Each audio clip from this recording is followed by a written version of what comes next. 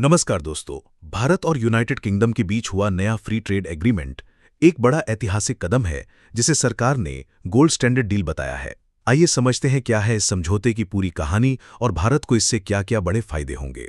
भारत और यूके ने 24 जुलाई 2025 को comprehensive economic and trade agreement यानी सीटा पर साइन किया।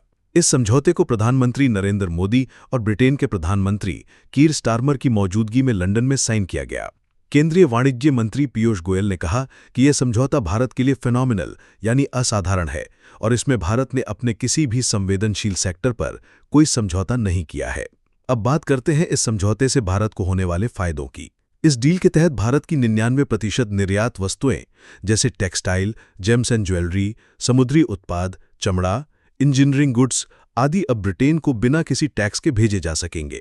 इससे भारत के निर्यातकों को बड़ा लाभ होगा। वहीं यूनाइटेड किंगडम को भारत में स्कॉच विस्की, लग्जरी कारें, मेडिकल इक्विपमेंट और कॉस्मेटिक्स जैसे प्रोडक्ट्स पर आयात शुल्क में बड़ी राहत दी गई है।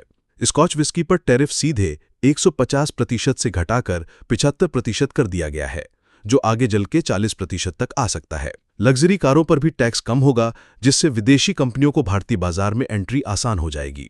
इस समझौते का एक और महत्वपूर्ण पक्ष है सेवा क्षेत्र।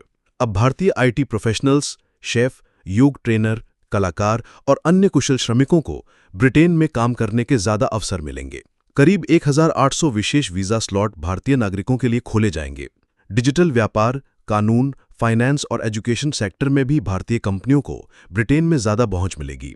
अब बात करते हैं उन सेक्टर्स की जिन्हें भारत ने इस डील से बाहर रखा है। डेयरी उत्पाद, खाद्य तेल, सेब और अन्य संवेदनशील क्षेत्रों को पूरी तरह से संरक्षित रखा गया है। इन पर किसी तरह की रियायत नहीं दी गई है, जिससे घरेलू किसानों और उत्पादकों को कोई नुकसान न हो।